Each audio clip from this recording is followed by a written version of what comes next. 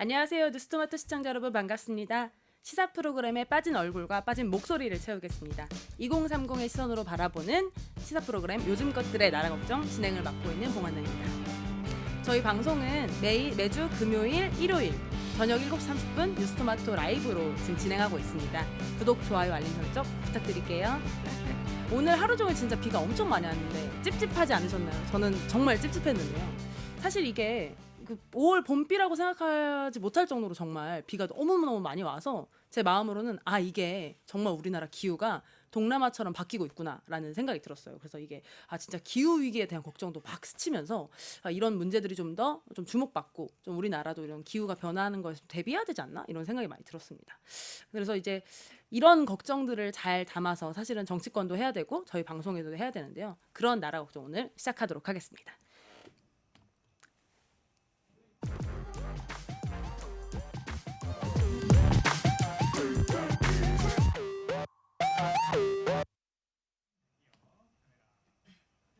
네, 오늘의 요즘 것들의 나라 걱정 첫 번째 코너는 정치권의 말장난과 무책임을 조목조목하게 보는 코너, 바로 헛소리 금지 구역입니다. 오늘 세 분의 패널 분들과 함께하겠습니다. 안녕하세요.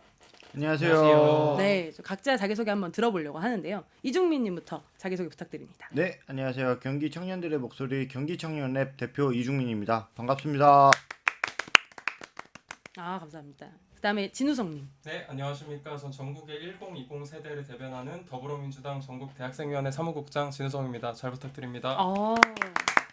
사무국장님 덕에 멘트를 좀 준비해 오셨네요. 조금 준비했습니다. 훌륭하십니다. 마지막 정동근님 부탁드리겠습니다. 앞에서 너무 거창하게, 그러니까 너무 잘 소개해 주셔서 좀 거창하게. 당황스럽긴 하지만 저는 성북구에서 1020 세대를 대표하고 있는 더불어민주당 성북갑 대학생위원장 정동근이라고 합니다. 반갑습니다. 세 분 다 훌륭하십니다. 또 오늘 특히 또 이 대학생위원회에서 또 이렇게 같이 이제 두 분 나와주셔서 좀 더 30의 느낌으로 준비를 해보겠습니다. 그래서 이제 앞에 말씀드린 것처럼 정치권의 헛소리들을 이제 짚는 순서인데요. 오늘의 첫 번째 헛소리는 바로 쥐기현 부장판사 얘기입니다. 저 옛날이라고 하면 저번 이제 내란 전국 때 쥐기현 판사 이름을 굉장히 많이 들었는데 다시 들을 줄은 전 몰랐어요. 근데 의혹이 뭐냐면 룸살롱 접대 의혹이에요. 그래서 정말 이 법조문을 비틀어서 상식 밖의 판결을 내렸던 그 판사가 그것도 황당했는데 다시 한번 룸살롱 의혹이라는 걸로 지금 이렇게 대두가 되다니, 이런 말도 안 되는 일이 어떻게 이런 일이 일어난 거죠. 근데 그때 생각해 보면은 윤석열 대통령에 대한 어떤 그런 판결, 이런 석방 이런 것도 되게 황당했었던 기억이 나는데 그때는 어떻게 그런 판결을 내린 건가요? 사실 지기현 부장판사가 내렸던 판결이 자기가 쓴 책에도 사실은 구속 기간은 일로 계산을 해야 된다라고 했었으나 이번에 그 윤석열 사건에 대해서만은 시간으로 단위를 계산을 해서 판결을 했고 그래서 그러니까, 조기 석방을 하게 되는 그런 것도 이슈가 됐었잖아요. 그러니까 형사소송법에는 이제 구속 기간을 일로, 그렇죠. 1일, 2일, 3일 이렇게 가라고 했는데 혼자 이건 시간이다. 그렇죠. 24시간이다. 시간 지났다. 이렇게 이제 판단한 그런 사건이었던 거죠. 그렇죠. 그게 그래서 이번에 윤석열과 어떤 내란과 연결돼 있는 거 아닌가라는 이제 의혹이 더 불거지고 있는 현실인 거죠. 사실 이 법이라는 게 기준이 나한테 할 때도 다른 사람한테 할 때도 기준이 똑같아야 우리가 믿고 신뢰할 수 있는데 윤석열 대통령한테만 그렇게 적용돼서 석방됐던 게 아니냐 하는 이제 의혹이 있었는데요.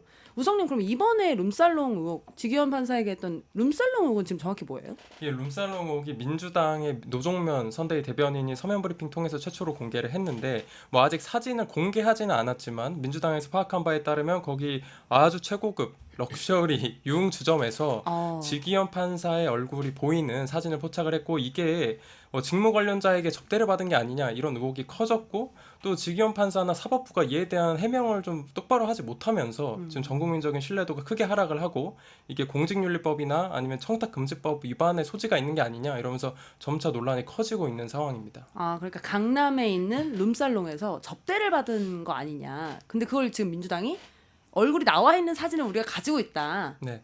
빨리 본이 불어라. 지금 이렇게 지금 되고 있는 지금 사안인 거죠. 아직 공개는 하지 않았지만 그에 아주 잘 보이는 사진을 갖고 있다 이렇게 밝힌 상태입니다. 현재까지. 아니 근데 사실 이 내란 사건이 사실은 국가의 어떤 존립이라든지 민주주의를 파괴한 굉장히 중요한 행위인데 제가 뭐 모든 판사님 전열때 그렇게 생각하는 건 아니지만 룸살롱 의혹이 있는 판사가 이렇게 중요한 판결을 맡아도 되는 건가요, 동근님? 저는 정말 이번 이 사태를 보면서 정말 좀 많이 화가 났던 이유가 사실 대법관들의 판결을 보면 정말 이해할 수 없는 판결들이 많습니다.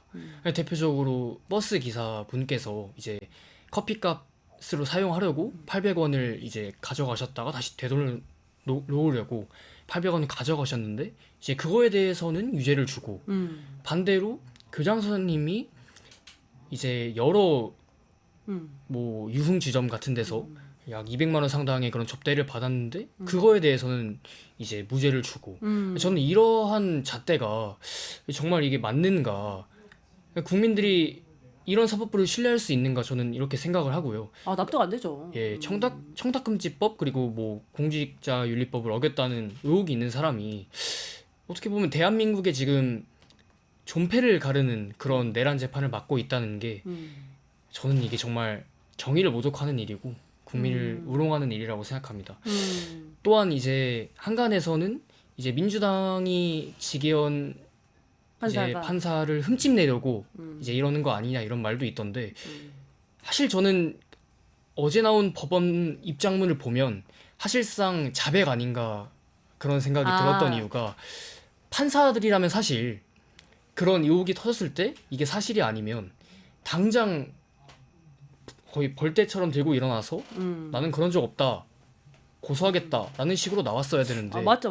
그래서 여기 지금 네. 시청자분들 댓글 보면은 헐 제라늄 68님이 아니 의혹만으로도 당장 내란 재판에서 배제해야 되는 게 정상 아니냐라고 말씀해 주셨는데요. 저도 너무 맞는 말씀이라고 생각하는 게, 사실은 아니 대한민국 판사 중에 진짜 밤낮으로 열심히 일하면서 공명정대하게 판결하려고 노력하시는 판사님들이 그렇게 많은데 꼭 저렇게 룸살롱 가는 사람을 좀 해야 하나? 이런, 저는 정말 좀 그런 생각도 좀 들고, 다른 판사님들이 좀 짜증났을 것 같아요, 솔직히 말하면. 그러니까 뭐 이제 그런 말들 많잖아요. 뭐 검찰이나 판사들 중에 룸살롱 가서 접대받고 이런 사람 있다더라. 근데 이게 그냥 있다더라랑 이런 주요 재판을 담당하는 사람이 저렇게 접대를 받고 있다고 하면 사실은 국민들이 느끼기에 이 사법부 전체에 대한 어떤 신뢰도가 굉장히 하락하고, 저런 놈들이 우리나라의 이런 주요한 것들을 결정하는 게 말이 되냐? 이런 판단들을 하실 것 같아요. 어떻게 보세요? 저도 그렇게 생각을 하고, 지금 극우 세력이 이제 계엄 이후부터, 내란 이후부터 계속 준동을 하기 시작하면서 우리가 긍정하고 싶든 부정하고 싶든 사법부 신뢰가 많이 떨어졌습니다. 근데 이런 상황에서 굳이 정말 열심히 성실히 일하는 판사분들 많고, 지기현 판사 같은 그런 구속을 시간으로 계산하는 그런 판단을 안 하는 판사분들이 많음에도 불구하고 명확한 해명이 없이, 해명을 했으면 또 모르겠습니다. 명확한 해명 없이 계속해서 이 재판부로 내란 관련 재판을 지속하겠다는 건 사실 뭐 국민 신뢰 우리는 뭐 모르겠다, 별로 알 바 아니다, 뭐 이런 거로 보는 게 아닌가 싶습니다. 맞습니다. 주변 분들에게도 민폐고 국가에게도 민폐입니다. 지규현 판사는 사실 스스로 내가 이거를 하지 않겠다고 선언하시는 것도 너무 필요하고, 당장 이 재판에서 배제될 수 있도록 사법부에서도 판단해 주시길 바랍니다. 두 번째 헛소리로 넘어가 보도록 하겠습니다. 두 번째 헛소리는 제가 제목을 김건희 너 뭐 돼? 뭐 이걸로 뽑아봤어요.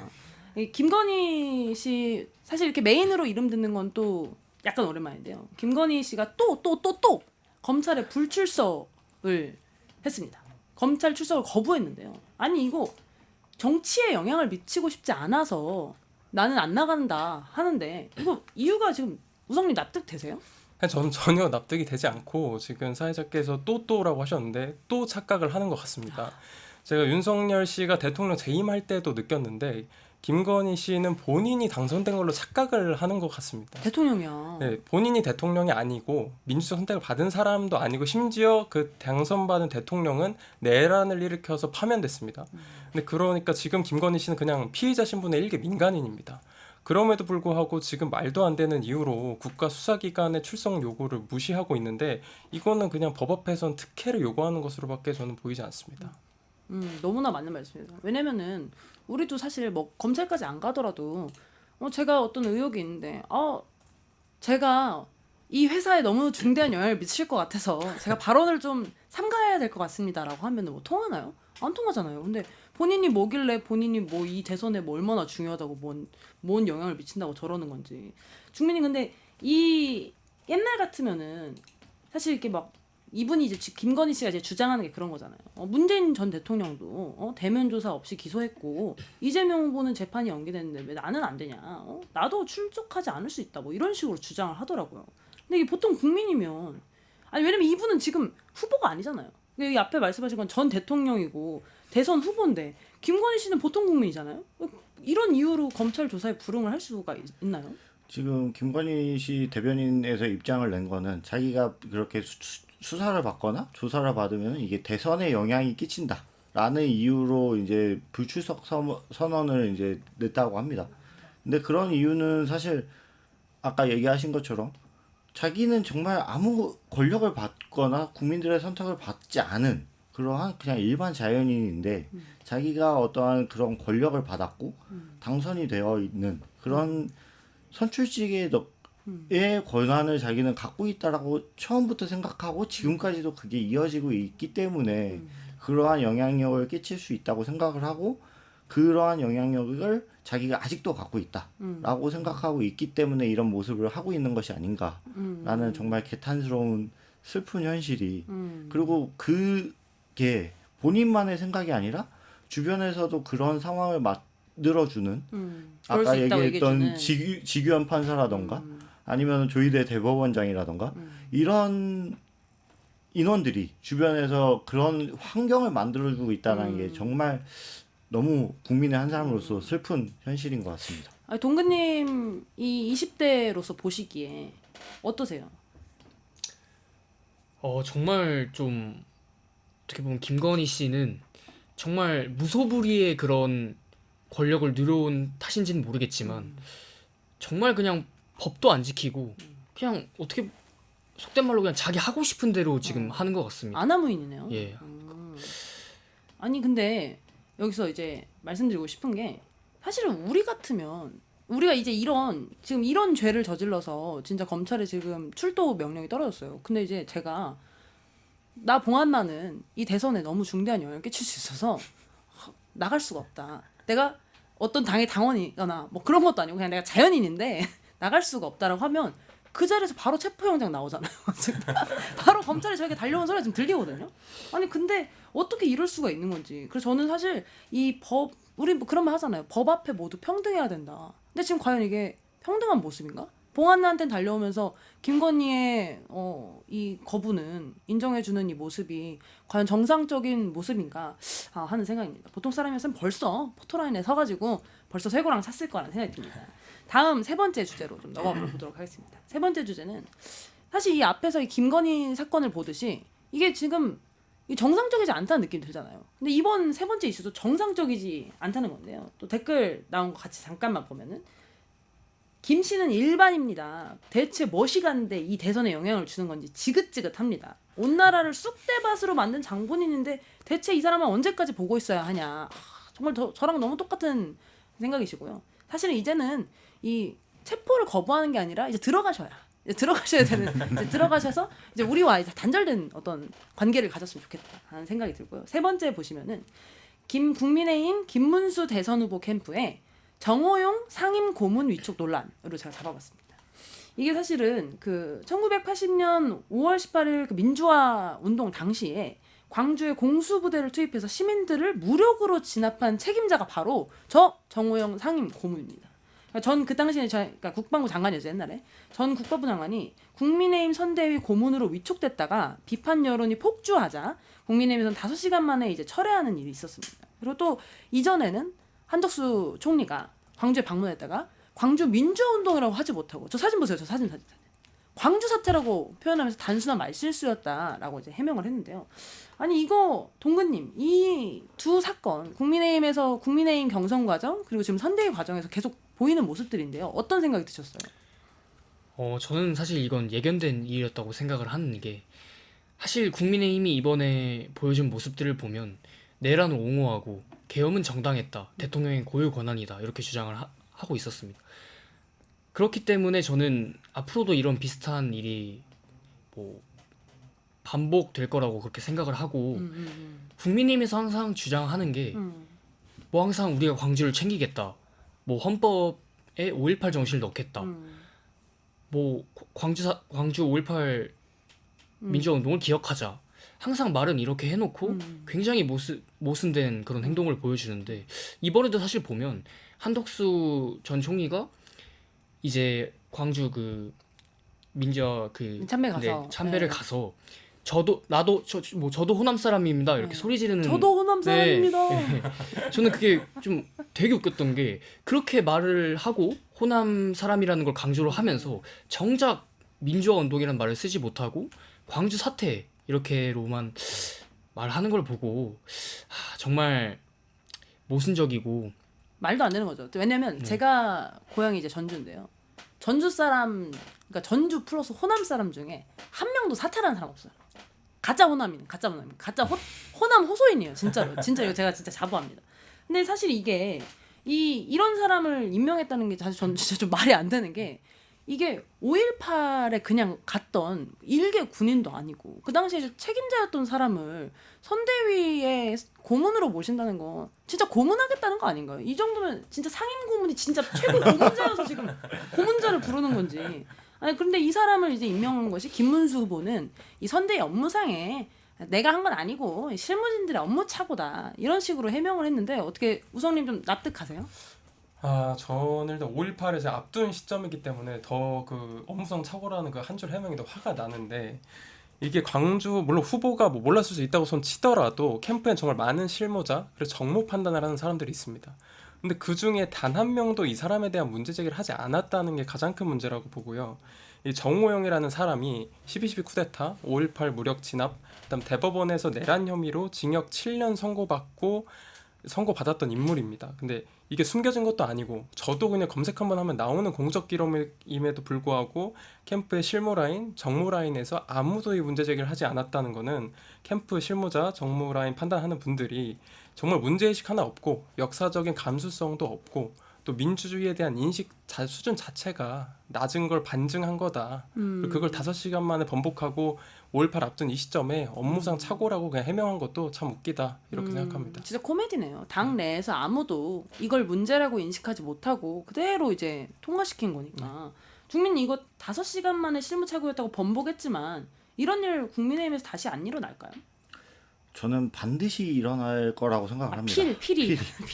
근데 이거를 끊기 위해서는 일단은 우리나라의 역사를 잠깐 돌이켜 보면 일제강점기 이후에 일제잔재를 착살하고 없애야 되는 시대적 소명이 있었을 때 그때 불행하게 6.25 전쟁이 발발을 하게 됩니다.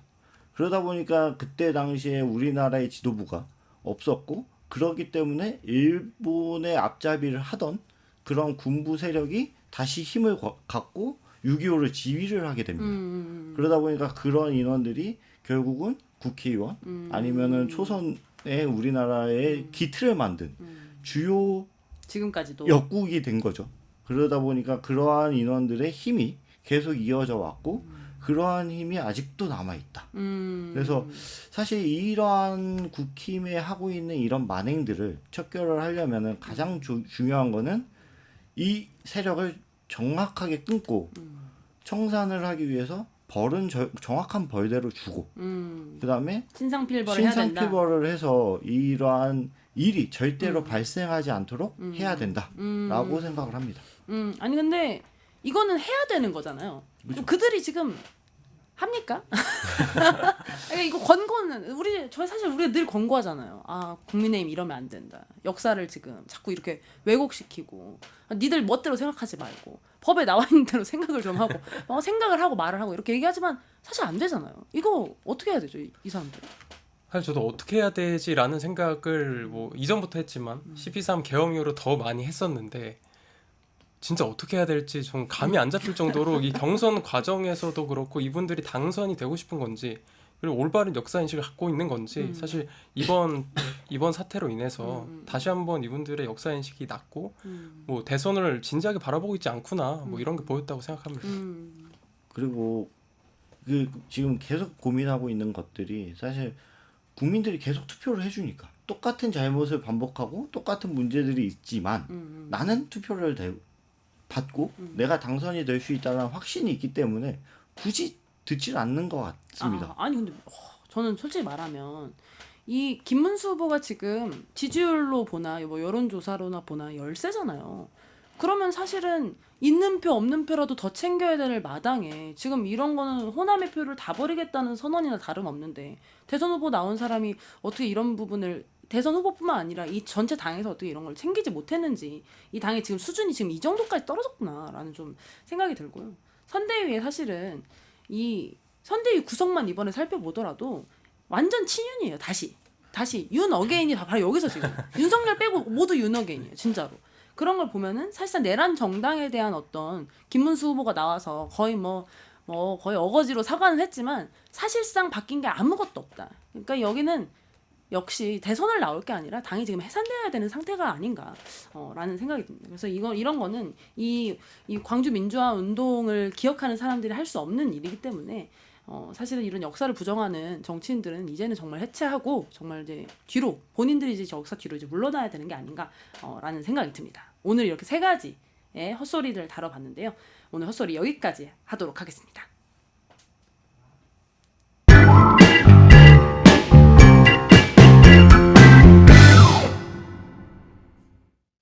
네, 1부 잘 보셨죠? 예, 헛소리 금지구역 잘 마치고 이번 두 번째 코너 요즘 것들의 나라 좀 메인 코너죠. 메인 코너로 들어왔습니다.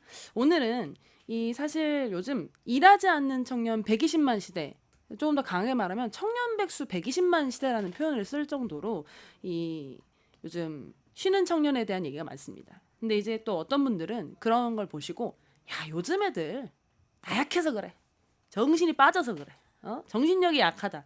이런 말들 많이 하시는데요. 정말로 실제로 그럴지 이 쉬었음 청년이라는 이 120만이라는 숫자 뒤에 있는 얘기들을 오늘 한번 꺼내 보려고 합니다.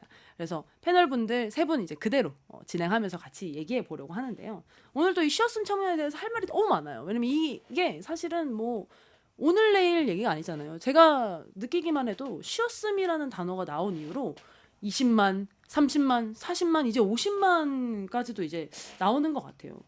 근데 이 중민님 보시기에 이런 숫자, 계속 이제 뉴스에 나오고 이런 숫자들 정말 어떻게 봐야 되나요? 이게 정말 쉬고 있는 청년들이 있나? 이게 제가 생각할 때는 이 정말 쉬었음의 청년들이 많아지고 있다라고 하는데 이게 개인이 잘못해서 쉬고 있는 것이냐? 아니면은 사회에서 낙오가 돼서 쉬고 있는 것이냐? 이러한 부분들을 저희가 지금 토론을 하면서 좀 더 깊게 살펴봐야 될 것 같고요. 이러한 것들을 통해서 우리가 좀 더 이 시대의 청년들의 문제점들을 이야기를 해봐야 되지 않을까라고 생각합니다. 우성님 그 쉬었음 청년이란 말 쓰잖아요. 네. 근데 이게 정확히 지금 쉬었음 청년이라는 게 뭔 뜻인가요? 이게 뭐 구직 의사도 없고 본인이 현재 취업 관련 준비 활동을 하거나 이런 것도 없는 그냥 쉬었음이라는 한 개 카테고리가 있는데 그 카테고리를 선택한 분들이 이제 쉬었음으로 잡히고요. 이게 통계청에 따르면 지난달 기준해서 15세부터 29세 청년 중 실업자가 27만 명, 취업 준비생이 43만 명이고 그다음에 아무 활동도 하지 않는 저희가 말했던 쉬었음 청년이 50만을 넘었는데 이 세 개를 그러면은 다 이게 네. 실업자는 27만 명, 그러니까 취업을 준비한다고 응답한 사람은 또 43만 명. 그리고 아무 활동도 하지 않는다고 얘기한 쉬었음 청년이 50만이는 거예요. 네, 이게 네. 그냥 쉬었음이라는 거 안에 실업자, 취업 준비생이 다 들어간 게 아니라 이것도 다 이미 세분화돼 있는 상태인 거네요. 네네. 그래서 이 셋을 합쳐서 이게 120만이라는 거군요. 맞습니다. 아니 근데 여기서 이제 또 특히 좀 더 주목해 볼 점은 앞에서 말한 실업자는 진짜로 이제 구직을 하는데, 그러니까 회사를 다녔는데 잘렸다 뭐 이거고, 취업을 준비한 사람은 내가 구직을 하려고 노력하고 있다. 근데 쉬었음만 해도 50만 명이에요. 이게 또 역대 최고치라고 하는데요.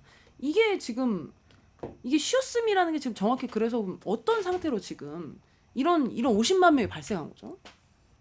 동근님은 혹시 이거 어떻게 보세요? 일단 정확한 통계 수치로는 50만 4천 명으로 역대 최고치라고 하는데 이게 단순히 20대의 문제뿐만 아니라 이제 30대의 쉬었음 청년 인구도 통계청에서 발표한 결과로는 31만 6천 명으로 집계 시작 후에 가장 많았다고 하더라고요. 그러니까 이제 저희가 보기에는 이제 단지 뭔가 일자리를 찾지 않는 것보다는 그러니까 사회 자체가 조금 뭔가 많이 진입이 어려워진 게 아닐까 저는 이렇게 생각합니다. 근데 그러네요. 20대 쉬었음이랑 또 30대 쉬었음도 사실 좀 다르잖아요. 30대 쉬었으면 어떻게 보면 좀 더 심각한 일이라고 볼 수도 있는데 30대 쉬었음이 31만 6천 명이라고 하니까 어마어마한 숫자의 청년 세대가 지금 사회 진입이 멈춰 있는 거 아닌가라는 생각이 드는데 이게 어른들이 그 흔히 말하는 그 눈이 높아서 생긴 문제인가요, 주민이? 이게 30대를 살아가고 있는 청년의 입장에서 보면 20대 때 대학교를 졸업해서 취업을 하고 이제 기본적으로 생활하는 생활 패턴을 봤을 때 대학교를 졸업해서 취업을 하고 뭐 군대 갔다 오고 그리고 결혼을 하고 육아를 낳는 이러한 생활 패턴을 갖게 되는데 그러다 보면은 예전에는 이러한 중간에 육아라던가 다양한 뭐 사업을 도전했다 실패하거나 다양한 경험을 하게 되는데 그렇게 했을 때 발생하는 공백을 다시 메꿔서 사회로 진출하고자 했을 때 그거를 받아줄 수 있는 사회가 아니다라는 생각을 하기 때문에 그러한 것들이 다시 진입 장벽이 높아져 있기 때문에 이 30대의 재취업률이 매우 낮다라고 또 생각을 하고요. 그리고 20대 때 사회 경험을 하면서 경험했던 그 회사의 경험인데 그 경험이 너무 안 좋거나 힘들었다면 다시 취업을 준비하고자 할 때 너무 힘든 고통을 다시 경험을 해야 된다라는 청년들의 두려움으로 인해서 발생하는 거 아닌가라고 생각을 합니다. 아니 근데 이 쉬었음이라는 그 청년들 선택하신 청년들 그 50만 명이 구직 준비도 안 하고 뭐 아무것도 안 하고 정말 집에서 뭐 흔히 쉬었음이라는 단어가 사실은 좀 그냥 집에서 누워서 쉬는 것 같잖아요. 근데 정말로 그런 건가요? 우성님? 아니 이게 쉬었음이란 네이밍 자체에 대한 저도 문제의식이 있는데 이게 마치 보면 그냥 집에서 가만히만 있는 것처럼 보이지 않습니까?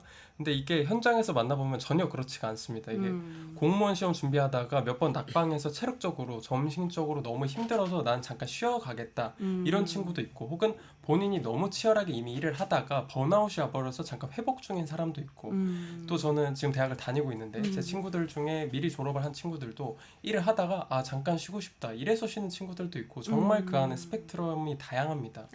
근데 쉬었음이라는 네이밍 때문에 마치 집에서 그냥 누워서 쉬는 것처럼 이렇게 묶이는 것도 사실 문제라고 보고 그래서 단순히 통계에 보이는 무직 상태가 사실 들여다보면 재충전 상태나 심리적 치료 기간일 수도 있다. 이것도 좀 사회의 어른들께서 알아주시면 좋지 않을까 싶습니다. 그러니까 이게 단순히 뭐 다 뭐 방에만 있고 그렇게 있는 사람들을 쉬었음이라고 얘기하는 게 아니라 스펙트럼이 다양하다, 종류가 다양하다 이렇게 좀 볼 수 있는 거네요. 그렇습니다. 주민이 그러면 쉬었음이란 이유로는 또 어떤 것들이 좀 있을까요? 쉬었음에 대한 이유로 보면은 이제 구직을 하려고 했다가 실패하는 경우도 있고 심리적 우울감, 자존감, 저하 뭐 이런 것들도 있다 보니까 고립운동 청년으로 해서 집에만 있는 청년들이 있고 그다음에 사회 활동을 어느 정도 하고는 있지만 정상적인 취업을 활동 못하는 친구들이 있어서 이제 일용직 근로라던가 아니면 이런 플랫폼 노동자로 생활하는 경우들이 점점 많아지고 있다라고 생각이 듭니다. 그래서 사실은 그 우리 사회는 좀 일하다가 안 하면 약간 뭐랄까 좀 나고자 약간 그렇게 보는 시선들이 좀 강하잖아요. 그래서 그런지 이 그냥 단순히 구직 활동을 하고 있지 않다는 이유로 이 쉬었음 청년들을 굉장히 무책임하고 좀 정신력이 약한 사람들로 좀 보고 있는 거 아닌가라는 생각이 들어요. 그래서 좀 더 뭔가 이런 청년들이 어떤 느끼는 사회적인 어떤 감정, 프레셔도 좀 강할 것 같은데요. 동근님이 보시기에는 이분들이 어떤 그 느끼는 쉬었음 청년들이 느끼는 어떤 감정이나 이런 것들이 어디서 좀 오는 걸까요? 이런 부정적인 프레셔가. 일단 제가 가장 크게 큰 이유로 생각하는 거는 아마 사회적인 고립이지 않을까 생각이 되는데 그러니까 이제 보통 우리 사회에서 1년 이상 쉬거나 이제 조금씩 이제 뭐 대학생이면 대학을 다니거나 아니면 회사를 다니는 분들은 이제 회사를 다니거나 이런 걸 잠깐 쉬게 되면 그냥 이제 우리 사회에서는 왜 그러냐 되게 잘못됐다 문제 있다라는 식으로 낙인 찍히는 경우가 되게 많더라고요.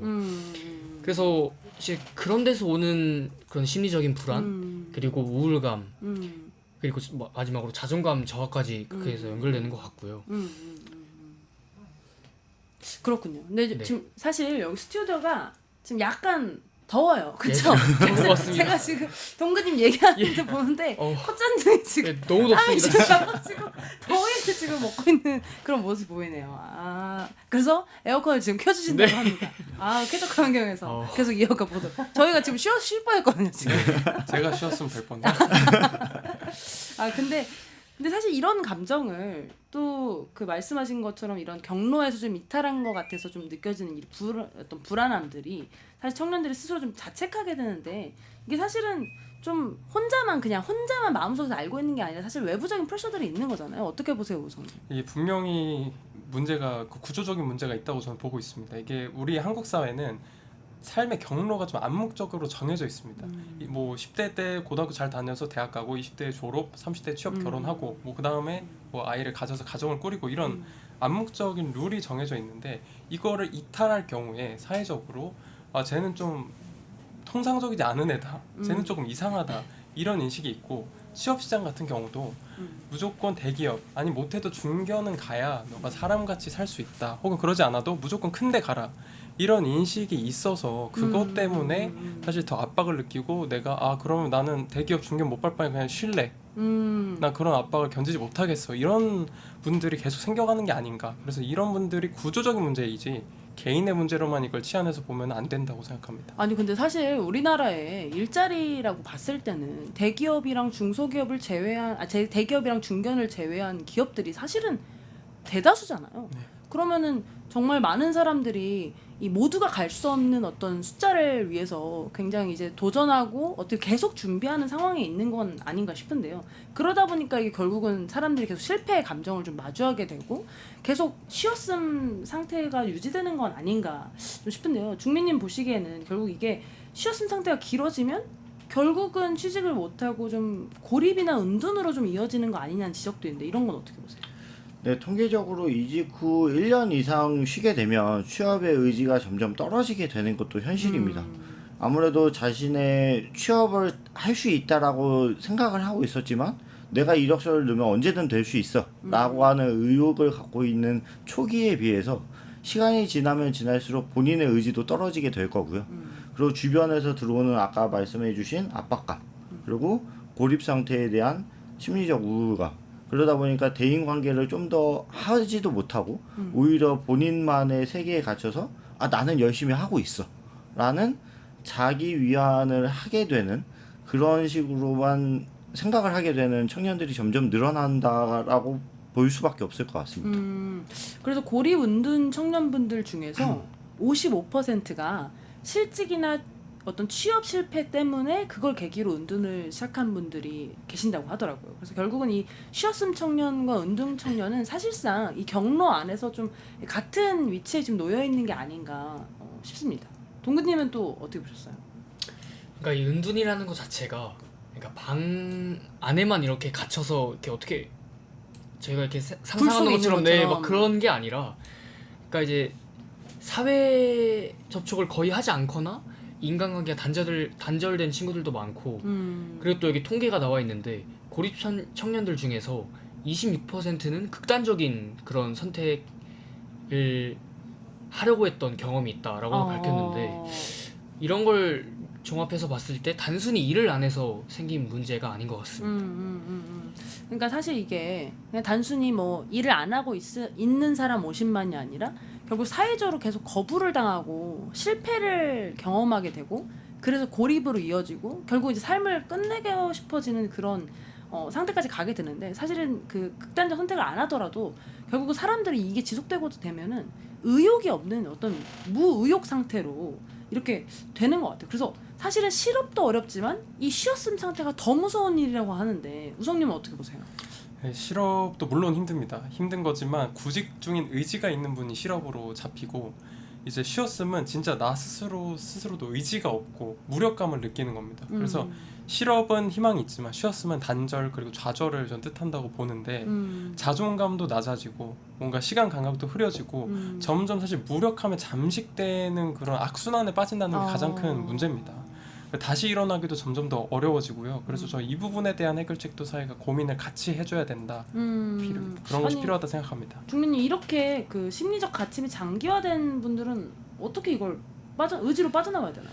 이게 사실 인간이라는 존재가 의지가 엄청나게 강한 존재는 아니잖아요. 그래서 사회적 구조로 이제 사람들이 끼집어내고 사회적으로 활동을 할 수 있는 그러한 사회적 분위기를 만들어줘야 된다고 생각하고요. 그리고 정부에서도 이러한 은둔형 청년이라고 해서 왜 딱 정말 정신적 아니면은 정말 고립된 청년들만 분류해서 지원하는 게 아니라 이제 어쩔 수 없이 쉬었음 그리고 취업 준비를 하려고 하는 의지를 갖고 있는 청년들에 대해서도 조금 등급을 나누고 이 등급에 맞는 좀 실질적이고 사람들한테 정말 도움이 되는 그러한 정책을 구상하고 나아가야 되는 그러한 시대적 상황이지 않을까라고 생각을 합니다. 그래서 앞에 이제 종합해 보면 결국은 이게 쉬었음 청년들이 있는데 계속 이제 결국 이제 목표는 높은데 갈 수 있는 상황은 좀 제한되다 보니 이제 도전하는 기간이 길어지고 그러다 보면 실패 경험이 쌓이고 그럼 점점 고립되고 이렇게 되는 것 같은데요.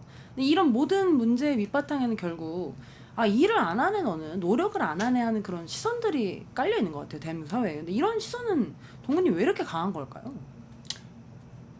저도 사실 그런 비슷한 경험이 있었던 게 저도 사실 N수를 했었는데 그러니까 이제 보통 이제 흔히 N수를 한다고 하면 되게 이제 실패자로 낙인 찍는 경우가 많더라고요. 그러니까 이제 남들보다 1, 2년이 늦다는 이유 하나로 이제 뭐 취업도 늦고 뭐 이제 나중에 결혼할 수 있는 나이도 늦어지고 그냥 그렇다고 해서 이제 사실 제가 그렇게 기죽을 필요는 없는데 이제 주변에서 그리고 이제 뭐 특히 커뮤니티에서 좀 많이 그런 것 같던데 좀 되게 낙인 찍고 너는 안 돼 늦었어 이렇게 말해버리니까 주변에서 좀 포기해버리는 친구들도 많고 벌써 20대 이제 시작해야 될 창실한 나이인데 그래서 좀 저는 그게 좀 많이 안타까웠습니다. 아니 20대인데 벌써 이렇게 어떻게 보면 실패와 네. 포기하고 싶다는 감정을 계속 마주하게 되면 너무한 것 같아요. 어떻게 보세요? 저도 일단 그런 인식이 문제, 일 안 하는 사람 문제가 있다라는 이 인식 자체가 문제를 줬다, 이 문제를 야기했다고 생각하고요. 이제 이런 인식이 개인을 더 병들게 합니다. 이제 사람이 누구나 계속 일할 수가 없습니다. 없죠. 로봇도 아닌데. 네, 특정 시간을 쉬어야 됩니다. 그래서 그게 나쁜 게 아닌데 이 쉴 수 있다는 감각이 없어진 사회에서는 쉴면 고립이고 나고고 좌절이고 실패가 돼버립니다. 그래서 전 청년들이 자신을 보호하기 위해 잠시 멈추는 것 정도는 허용해주는 그걸 또 지원해주는 이런 분위기가 필요하다고 생각을 하고 그렇지 않으면 누구도 버틸 수 없다고 보기 때문에 쉼을 죄로 만들지 않는 우리들의 인식 전환 이게 지금 가장 필요하다고 생각합니다. 그래서 지금까지는 어떻게 보면은 이 쉬었음 전반의 어떤 얘기를 좀 해봤는데요. 조금 더 이제 왜 이 쉬었음 청년들 어떻게 좀 구성돼 있고 어떻게 이런 일들이 계속 이제 장기화되고 있는지 좀 구조적으로 좀 살펴보려고 하는데요. 이 쉬었음 청년 중에 70%는 사실 한 번도 일해보지 않은 사람이 아니라 일을 해본 거예요. 일을 하고 마지막 직장을 그만두고 1년 안에 다시 취업을 하지 못한 분들이 70%나 된다 그래요. 근데 이분들은 원래 일을 해봤던 사람들인데 아니 왜 중민님 보시기에 왜 다시 회사에 진입하지 못한 걸까요? 이거는 명백하게 사회 구조가 잘못되어 있는 것 같다라고 생각이 됩니다. 휴업생 청년 중에 72%가 비자발적인 이유로 일자리에서 그만두게 되고 대부분은 이직을 준비하다가 실패하는 경우들이 대부분인 거죠. 그래서 어떠한 기업에서 내가 생활을 하다가 이제 기업의 문제 또 개인의 문제와 사회적 문제로 비자발적이게 그 회사를 나오게 됐고 그러니까 비자발적이라는 거는 우리가 흔히 자기의 말하는 의지가 해고됐거나 예, 뭐 이런 거죠. 해고인 거죠. 그렇죠. 예. 해고가 되거나 아니면은 뭐 집단의 따돌림이나 뭐 이런 것들로 인해서 강제로 나가게 되는. 사퇴를 하게 되는 거죠. 이러한 비자발적인 이유로 이제 그 회사를 그만뒀을 때 그거에 대한 트라우마가 분명히 있을 거란 말이죠. 그거를 이 쉼을 통해서 극복하고 내가 더 나아갈 수 있는 준비를 해야 되는 시기인데 그 시기에 주변에서 오는 비판, 주변에서 오는 압박감 그리고 더 사회적 낙오자라고 생각하게 되는 이러한 사회 구조 때문에 더 진입하기 어려운 그러한 상황이 되어 있지 않나라고 생각을 합니다. 사실 이게 쉰 게 아니라 사실은 다른 회사들이 또 이들을 어떻게 보면 저희는 전 솔직히 굉장히 문제라고 생각하는데 회사들이 공백기가 조금만 있어도 면접 가면은 이때 뭐 했어요? 이때 뭐 하셨어요? 이러면서 뭔가 이 공백기가 있으면 굉장한 어떤 문제가 있는 사람처럼 좀 낙오 찍는 어떤 문제가 있는 어떤 구직자다 이렇게 생각하는 좀 문화가 있는 것 같은데 종근님은 좀 어떻게 보셨어요? 그러니까 우리 사회가 이제 그런 분들을 다시 받아들일 수 있는 제도적인 장치가 없다는 게 가장 큰 문제라고 생각을 저는 합니다.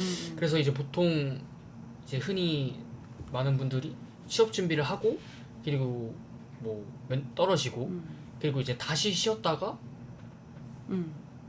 이제 그러니까 쉬는 상태니까 이제 취업도 이제 뭐 구인구직도 하고 할 텐데 이제 거기서 오는 그런 자존감 저하도 있을 거고 이제 그러면서 최종적으로 좀 취업 포기라는 그런 안 좋은 선택을 하게 되면서 그런 악순환이 반복되는 것 같습니다. 그러니까 취업 준비하고 탈락하니까 당연히 다시 쉬게 네. 되고 그러니까 자존감 떨어지고 그러니까 계속 이게 반복되니까 이 사회가 나를 네. 그러니까 받아들이지 않는구나 하면서 이제 포기해버리는 그런 상황이 이제 되는 거네요. 근데 사실 또 어떤 분들은 아까 중민님 말씀하신 것처럼 회사에서 이게 해고가 아니라 밀어내는 듯한 나를 따돌리거나 폭언을 하거나 그래서 결국 이제 비자발적으로 이제 나오시는 분들이 계시는데 이런 일도 사실 꽤 흔한 일들이잖아요. 우선은 어떻게 보세요? 이게 정말 안타까운 현실인데 꽤나 흔한 일입니다. 이게 인턴이나 계약직이나 아니면 작은 사업, 사실 대부분이 작은 사업장인데 대기업은 적고 작은 작은 일하는 청년들이 경력을 쌓아야 되니까 경력직을 원하니까 그러니까 난 참아야지 이러고 그냥 그 분위기 속에서 계속 착취를 당하다가 근데 사람이 어떻게 계속 참겠습니까? 못 참죠. 착취에 노출되다가 결국 참지 못하고 우울감에 빠져버리거나 일단 직장에서는 말씀하신 그 비자발적 퇴사를 당하게 되고 우울증까지 겪고 이런 과정을 거치면 다시 취업시장으로 나갈 엄두를 못 내게 되는 거죠. 청년들은 번아웃은 단지 피곤해서 생긴다라고 생각을 하기도 하는데요. 인간이 가장 행복할 때는 존엄성을 갖게 되는 순간이라고 생각합니다. 그래서 결국은 내 존엄성이 훼손되고 피해를 입었을 때 이러한 좌절감을 느끼게 되고 실망감을 얻게 될 텐데 이것을 회복하는 기간을 쉼으로 필요하다라고 생각을 하고 있고요. 이러한 사회적 환경에서 일하는 과정에서 발생하는 폭력, 그다음에 억압 이런 부분들이 노동 환경에서 개선이 되어야 청년들이 이 쉼을 갖고 다시 사회로 진출할 수 있는 그러한 사회가 되지 않을까라고 생각을 합니다. 근데 이게 아까 우성님 말씀해 주신 것처럼 이 회사에서 경험했던 이 좋지 않은 경험들 근데 그거를 어쨌든 경력을 쌓아야 되니까 이제 버티다가 이제 그런 트라우마까지 이제 갖게 되는 건데 사실 이게 이렇게 된 이유 중에 또 하나가 요즘은 신입을 안 뽑잖아요. 제가 느끼기에는 인턴 아니면은 경력직 이 두 개만 거의 뽑는 것 같아요. 그러니까 사실은 2030들이 인턴을 전전하게 되고 또 어떻게 보면 원하지 않는 어떤 경력을 계속 이제 쌓기 위해서 회사들 이렇게 돌고 도는 게 아닌가 싶은데 동근님은 어떻게 보세요? 정말 스펙이 사람들이 부족해서 지금 이런 상황들이 벌어지는 걸까요? 당장 아르바이트 자리를 구하려고 해도 요즘은 다 경력직을 선호하는 그런 시대여서 믿을 수가 없어요. 아니 알바인데 경력을 요구하면 너무 직원을 뽑아야지 그러면. 그래서 이제 이력서에 한 줄이라도 실무 경력이 있는지 회사들은 다 보려고 하고 그러니까 이제 저희 같은 대학생으로서는 이제 낄 자리가 없는 그런 지금 상황에까지 아니 잠깐만 지금 두 분 경력 뭐 있어요? 저는 뭐 알바할 수 있어요? 저는 쉬고 있습니다. 아니 여기 쉬어서 청년 여기 있네. 아니 여기 지금 알바 경력 있어요? 저는 쉬고 있습니다. 아니 좋았어. 지금 여기 알바 탈락했어요. 동근님 알바 경력 있어요 경력? 저도 뭐 알바 한번 해본 유경력자다. 뭐 해보셨어요? 옛날에 투썸에서 카페 알바 했었는데 이거 보세요 우성님. 우성님 경력이 있는 자만이 지금 사회에서 생존할 수 있다 이겁니다. 인턴을 하셨어요? 그러면? 아직 인턴 해본 적은 없습니다. 취업은 탈락입니다. 지금 여기 지금 같이 방송하고 있는 여기 두 대학생 위원 분들도 지금 말씀하신 것처럼 사회가 워낙 스펙과 경력을 요구하다 보니까 지금 당장 지금 여기서 알바 직업을 구하라고 하면은 사실 어려운 건데 사실 두 분 허투루 사신 거 아니잖아요. 열심히 열심히 사셨죠? 열심히 네. 사는 시어순 청년도 정말 많기 때문에 그니까, 제가 그래서 그니까. 아까 스펙트럼도 많고 우리가 이분들을 다 자세히 사회가 톱어봐야 된다라고 했던 것도 그 점 때문이었습니다. 아 근데 너무 맞는 말씀이신 것 같아요. 이 두 분도 제가 이제 개인적으로 알기도 하는데 정말 열심히 살고 하는데도 사실은 이게 경력 한 줄 쌓고 인턴을 한번 하고 이 과정이 너무 어렵다 보니까 쉬었음의 과정으로 들어가는 게 어떻게 보면 좀 더 자연스러운 모습이 돼버린 어떤 이 고용 과정 자체, 채용 과정 자체가 쉬었음 청년들을 좀 양산하고 있는 모습이 아닌가 싶어요. 우성님은 그래서 어떤 일들을 그래서 막 하세요? 사실 저도 아까 제가 쉬었다고 네. 시어순 청년 주제니까 그렇게 얘기했지만 저도 뭐 알바 학원 조교 알바 같은 건 해봤고 하지만 사실 그게 본인이 학업도 하고 또 사회에서 취업 시장에서 원하는 자격증이나 공부랑 같이 병행하기에는 사실 어렵습니다. 어렵죠. 근데 그럼에도 불구하고 사실 여건상 재정이 사실 필요하니까 학생들이 다 단기 아르바이트도 하고 뭐 아니면 수강할 게 있으면 온라인으로 듣고 하지만 취업과는 연결이 안 되죠. 그거 이상을 원하기 때문에. 그래서 설사 들어간다고 해도 경력 경쟁을 그 안에서 또 해야 되고 그래서 이렇게 신입을 받아줄 시스템이 아예 사라진 사회에서는 사실 누구라도 쉬어쓴 상태에 빠질 수가 있다 이렇게 봅니다. 근데 이 말이 진짜 무섭네요. 열심히 해서 자격증도 땄지, 온라인 수강도 들었지, 학위도 땄어. 근데 경력이 없는 거야. 그래서 경력을 따기 위해서 또 해야 돼. 그러니까 옛날에는 막 7스펙, 3스펙, 6스펙 이런 말인데 스펙 경쟁을 넘어서 이제는 경력 경쟁까지도 강요되고 있는 어떤 상황이 아닌가. 근데 사실 이런 게 어려우니까 우리가 원하는 데는 뭐 대기업, 뭐 삼성, 뭐 SK 원하지만 사실은 이 경력을 쌓기 위해서 제 주변만 봐도 뭐 파견직, 임시직 이런 걸로 경력을 위해서 2년 정도 일하는 그런 걸로 좀 시작하는 경우들도 많더라고요. 그럼 이런 분들은 나중에는 좀 좋은 일자리로 갈 수 있는 뭐 그런 상황이 되는 건가요? 사실상 불가능하다고 봐야 되는 거죠. 이것도 불가능해요? 이게 지금 연구 자료를 보면 대졸자가 하향 취업하는 경우, 그러니까 대기업이나 좋은 기업에서 이제 중소기업이라던가 이런 경우로 갈 수 있는 경우는 이제 80%가 이제 갈 수 있지만 80%가 못 가는. 못 가는 거고 이제 30%에 뭐 36%에 이르게 되는데 그 나머지 이제 80% 정도는 2년이 지나도 제자리 걸음만 하고 있다라는 연구 결과가 있습니다. 그래서 이러한 내가 좀만 더 노력하면은 더 좋은 곳으로 가고 좀 더 좋은 직장을 갈 수 있다라고 희망은 갖고 있지만 사회적 구조가 그러한 연결고리를 해줄 수 있는 그러한 것들이 만들어져 있지 않다라고 봐야 될 것 같습니다. 동근님은요? 그래서 요즘 청년들이 그러니까 하향 취업을 망설이는 이유가 이게 단순히 그런 허영심 때문이 아니라 우리 사회의 구조가 그렇게 설계되어 있는 것 같습니다. 이제 뭐 이직을 좋은 대로 한 사람들은 자기가 올라간 사다리를 걷어차버리고 그리고 그나마 있는 계단도 사다리도 경력 단절이 있는 사람에겐 막혀 있고 그래서 이제 청년들이 쉬자 뭐 지금은 기다려야 된다라는 것 때문에 이제 쉬었음이 고착화되는 것 같습니다. 그래서 사실은 사람들이 이제 쉬었음 기간 동안 뭐 준비도 하고 이랬지만 결국 경력을 위해서 이제 하향 취업을 하게 되는데 그 상황을 벗어날 수 있는 사람들은 대부분 없고 결국은 그러기 때문에 사람들이 더욱더 어떤 하향 취업을 통해서 어떤 경력을 이어가는 게 아니라 쉬었음 상태에서 준비를 계속 지속적으로 하는 그런 상황에 좀 내밀리는 것 같아요. 그래서 아까 말씀하신 것처럼 뭔가 청년들이 뭐 허영심에 들려서 대기업만 바라본다는 어떤 그런 얘기도 있지만 사실은 이게 피하는 이유와 그런 마음이 있는 거네요. 이유가 있는 거네요. 우성님은 어떻게 보세요? 사실 이게 어떻게 보면 당연한 선택이라고 볼 수 있는데 2023년을 제가 통계를 기준으로 보면은 대기업이랑 중소기업 간 연봉 차이가 2배가 넘습니다. 와, 2배. 네, 대기업이 591만 원일 때 중소기업이 286만 원 수준인데 아까 저희가 말했던 것처럼 중소기업이 우리나라 사업장의 압도적 다수입니다. 그렇죠. 근데도 불구하고 사실 뭐 어쩔 수 없는 기업 규모의 차이가 있기 때문에 연봉의 차이가 날 수 있겠지만 이 정도 차이가 나는 건 좀 과도하고 이런 환경에 거기다가 뭐 복지, 근로환경 눈에 보이지 않는 것까지 따지면 격차가 더 큰데 이런 상황에서 너네들이 대기업만 보기 때문에 문제다 이렇게 지적하는 건 전 진단이 잘못됐다고 보고 불평등한 구조에 적응하려는 우리들의 생존 전략이 됐다 이렇게 보고 있습니다. 맞습니다. 이러한 문제를 지금 기성세대 그리고 주변에서도 우리 자체로도 우리의 모든 문제를 청년 탓으로 돌리고 우리의 문제라고 생각하고 비난하고 있다는 거죠.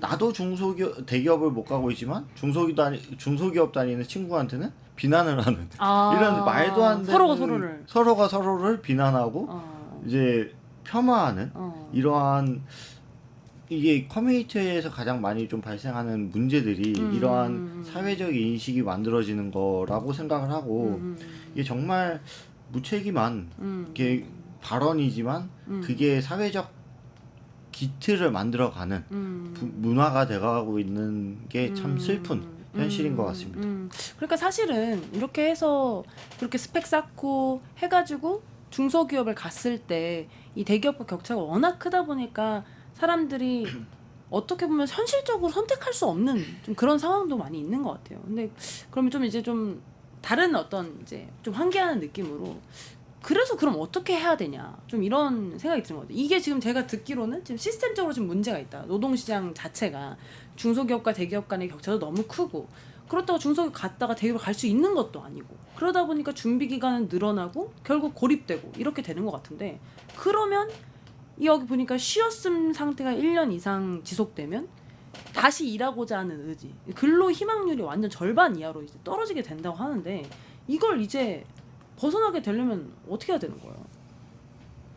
벗어나려면은 사회적 구조가 네. 어느 정도 대기업과 중소기업의 격차를 줄일 수 있게 하고 그리고 서두에서 말씀드렸던 것처럼 정책을 활성화시킬 수 있는 그러한 등급에 맞춰서 청년들의 상황에 맞는 그러한 정책들을 만들어야 된다라고 생각을 하고 그러한 것들이 사회적 인식으로 퍼지고 그리고 아까 말씀드렸던 것처럼 우리가 대기업을 다니지 않는 중소기업을 다니고 있는 일반 청년들이 서로가 서로를 욕하지 않고 인정해주는 그러한 문화가 좀 만들어져야 되지 않을까라고 생각합니다. 아니 아까 제가 그 두 대학생 위원분들께 뭐 알바 경력이나 뭐 회사 경력 있냐 이렇게 여쭤봤잖아요. 근데 여기는 어떻게 보면 20대니까. 근데 중민님과 저는 이제 30대거든요. 사실 어떻게 보면 여기 있는 저희도 뭐 대기업을 다니는 것도 아니고 어떻게 보면은 여기 지금 우리가 얘기한 어떤 쉬었음 청년 이 사회적 구조 안에서는 우리도 쉬었음 청년이 돼야 될 뻔한 사람들인데 사실 우리는 그렇지는 않잖아요. 그렇죠. 중민님은 어떻게 쉬었음 청년이 안 되고 지금 지금 행복한 상태를 유지하고 계신 거예요? 저는 항상 저는 군대에서 장교로 전역해서 지금까지 계속 중소기업에서만 있었습니다. 그리고 항상 1인 기업 아니면 뭐 3인 기업 미만에 있는 소기업에서 좀 많이 근무를 했었는데 근데 사실 이런 구조가 이런 어떤 조직이 사실 사람들이 지금 원하지 않는 어떤 조직 선택인 거잖아요. 네. 그러니까 보통은 취업하기 싫어하는 그러한 기업들이죠. 그런데 그런 곳에서 계속 있으면서 지금은 조금 더 좋은 회사에서 일하고 있지만 그러한 것들을 시작하게 됐던 이유가 그냥 내가 어떤 도전을 해보고 활용을 해보겠다라는 생각으로 좀 계속 살아왔던 것 같고 물론 큰 꿈과 목표가 있어서 내가 거기를 가고 싶은 마음도 있죠. 하지만 현실에서 나의 행복이 무엇인가? 정말로 내가 대기업에서 돈을 많이 버는 게 행복인가? 아니면 내가 하고 싶은 일을 하면서 나의 꿈을 쫓아가는 게 행복인가? 라고 했을 때 저는 조금 돈이나 어떤 그러한 대기업의 구조보다는 이제 내가 할 수 있는 일 중에 최고 재밌는 일. 재밌는 일. 찾아서 도전하고 열심히 살아왔던 것 같습니다. 그래서 청년들도 어떠한 사회적 비판을 저도 이제 이런 생활을 하면서 비판도 많이 받았지만 친구들한테도 놀림받고 하지만 나는 내가 행복한 길을 가겠다라고 생각하면서 살아왔기 때문에 지금처럼 열심히 살고 있는 거 아닌가라고 생각합니다. 근데 사실 저는 이게 어떻게 보면 이 쉬었음 청년의 문제에 대해서 앞으로 우리 사회가 가야 되는 길 중에 하나라고 생각해요. 제가 느끼기에는 우리 사회가 너무 획일화되어 있는 것 같아요. 그러니까 대기업을 다니지 않으면 인생이 망했어. 이 말은 대기업이면 예스고 아니면 노라는 거잖아요. 근데 방금 중민님 말씀해 주신 것처럼 자기가 좋아하는 일을 찾고 내가 도전해 볼 수 있는 곳에서 계속 도전하면서 계속 발전하고 내가 좋아하는 일을 찾아가면서 이 조직의 어떤 형태나 이런 것보다도 내가 만들어가고 싶은 삶을 만들어가는 거에 중점을 두고 이렇게 계속 이제 노력을 해오신 거잖아요. 근데 이제 사실은 이런 모습을 세상에 꺼내놨을 때는 야 저거 노력 안 하니까 중소기업 다니지. 저거 어렸을 때 놀았어. 이런 식으로 이제 사람들이 이제 바라보게 되는데 그게 사실은 너무 저는 편협한 생각이고 사람의 삶은 굉장히 다양할 수 있는데 어떻게 사람들이 아주 쉽게 남의 삶을 그렇게 재단하나? 이런 생각도 들더라고요. 그래서 단순히 그냥 뭐 취업을 좀 더 이렇게 진흥해 주거나 월급을 조금 이렇게 올려준다고 이 쉬었음 문제가 해결되는 게 아니라 우리 사회가 사람이 일이라는 게 자기가 좋아하고 잘하고 자신을 실현시킬 수 있는 일을 한다면 누구나 그것이 돈과 상관없이 행복하게 살 수 있는 일이구나 이렇게 인정해줘야 되는 사회가 돼야 되는 게 아닌가? 저는 좀 그런 생각도 드는 것 같아요. 어떻게 보세요? 저도 비슷한 생각이고 이게 추상적인 얘기일 수 있지만 결국에는 인식 전환이 가장 중요하다고 생각합니다. 우리가 뭔가 일을 안 하면 그건 잘못이라는 인식 그리고 말씀드린 것처럼 대기업이나 중견을 가야만 사람같이 산다 혹은 너가 생존할 수 있다 이런 인식을 계속해서 주는 것 자체가 사실 애초에 말씀드린 대로 모두가 대기업을 갈 수는 없습니다. 그쵸. 네, 그럼에도 불구하고 그런 인식을 계속해서 심어주고 그렇게 삶의 경로를 만들어서 그 틀에 청년들을 가두려고 하는 이 인식이 문제를 줬기 때문에 정말 인식 전환이 어느 때보다 필요하다고 생각합니다. 그러니까요. 이게 모두를 패배자로 만드는 그런 인식 구조가 아닌가 싶어요. 동님 어떻게 보세요? 저도 아까 우성님이 말씀하신 것처럼 같은 생각을 하는 게 정말 좀 우리 사회 특히 이제 2030보다 조금 윗세대에 계신 이제 어른분들께서 이제 어떻게 보면 조금은 좀 생각의 전환을 좀 해주시면 좋을 것 같다라는 생각을 좀 하는 게 보통 그냥 사실 쉬는 것도 저는 사실 쉬는 게 잘못된 거라고 생각하지 잘못된 거 아니죠. 맞죠. 않는데 저희 부모님도 그렇고 당장 휴학을 한다라고 했을 때 사실 좀 저도 많이 혼나고 그러거든요. 왜 쉬냐? 왜 쉬냐? 너 빠져가지고. 할 게 얼마나 많은데.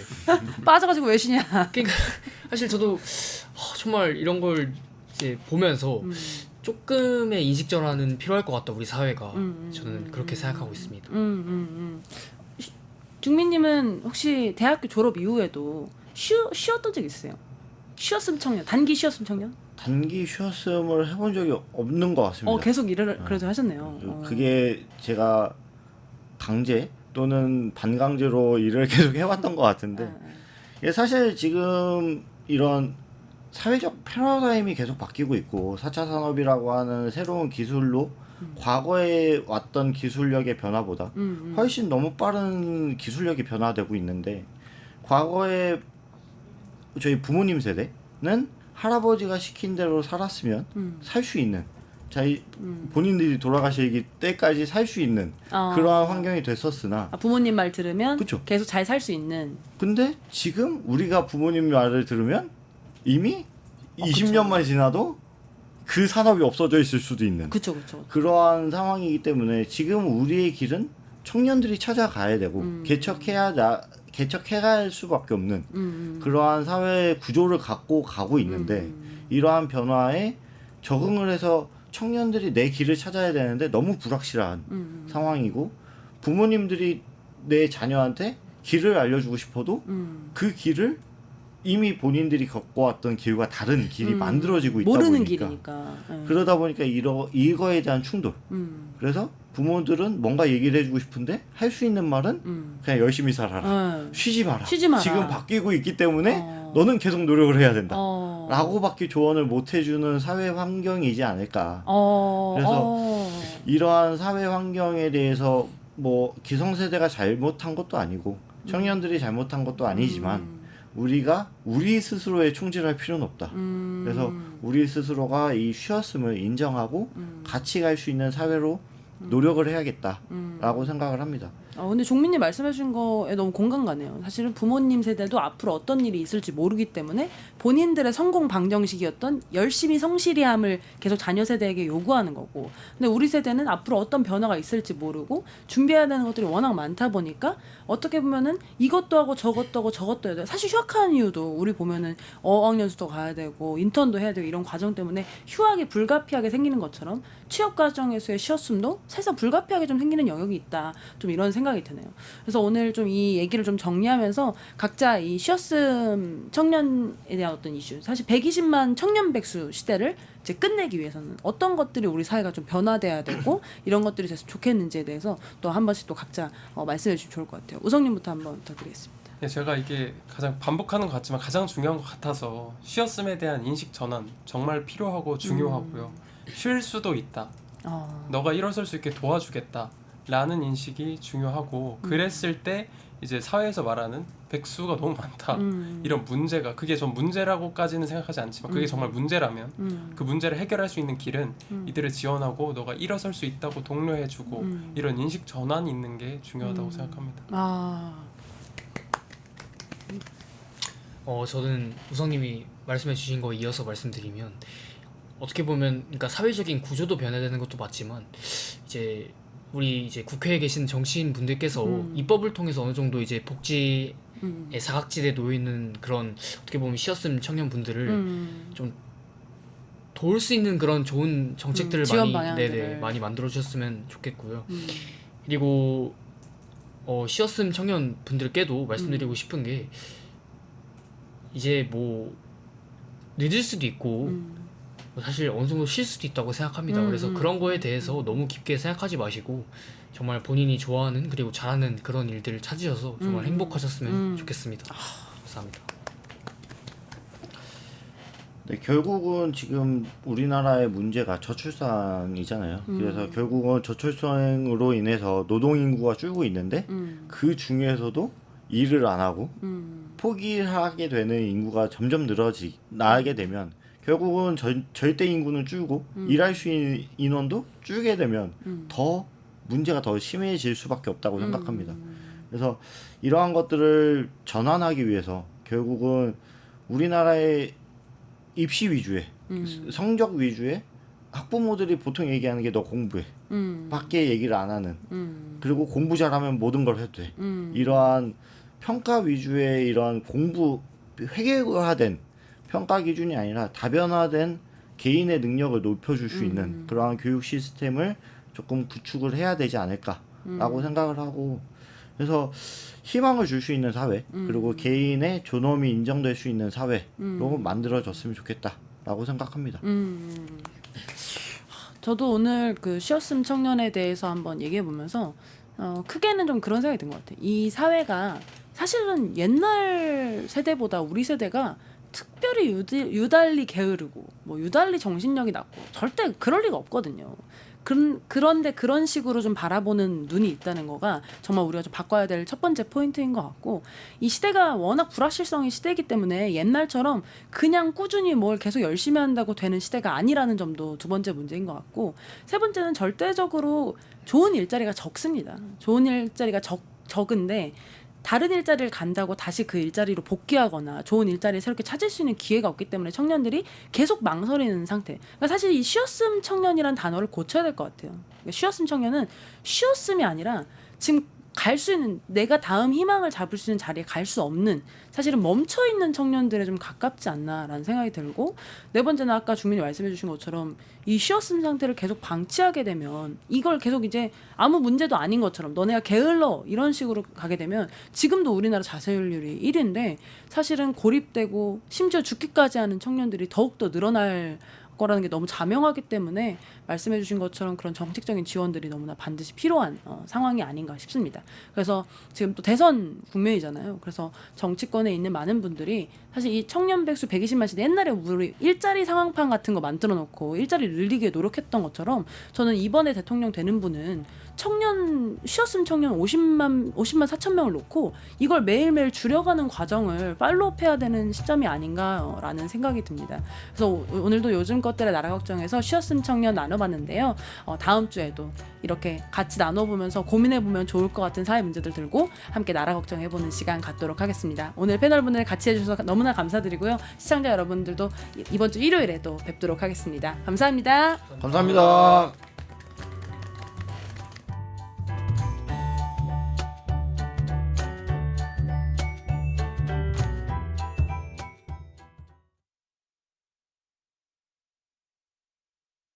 유튜브 구독하 유튜브 구독하고 실시간 채팅과 댓글을 남기시면 매일매일 7,000TTCO를 드립니다. 참여 방법은 통통물 어플을 다운로드하고 회원가입과 로그인을 해주세요. 마이페이지에서 나의 회원 고유 번호를 복사해주세요. 유튜브 구독 후 실시간 채팅이나 댓글창에 고유 번호를 한 번만 입력하면 준비 끝! 지금 유튜브 채팅과 댓글 쓰기 참여하고 7,000TTCO 받아가세요. 뉴스토마토 K평화연구원이 12.3 내란을 막아낸 시민영웅 1000명 찾기 프로젝트를 진행합니다. 비상계엄 선포 이후 국회, 광화문, 남태령, 한남동 공관, 헌법재판소 등지에서 내란을 막고 탄핵 소추를 이뤄낸 시민영웅 1000명을 찾아내 대한민국 민주주의의 역사로 기록하고 시상의 본보기로 삼음으로써 민주주의를 더 널리 확산하기 위한 프로젝트입니다. 이 과정에 직접 참여했거나 참여자를 추천해 주실 분들은 우측 제보하기 QR코드나 아래 메일로 추천 및 제보해 주세요. 민주시민 여러분의 많은 참여 바랍니다. 뉴스토마토 K평화연구원과 함께 해주실 분들의 추천 제보 및 후원을 기다립니다.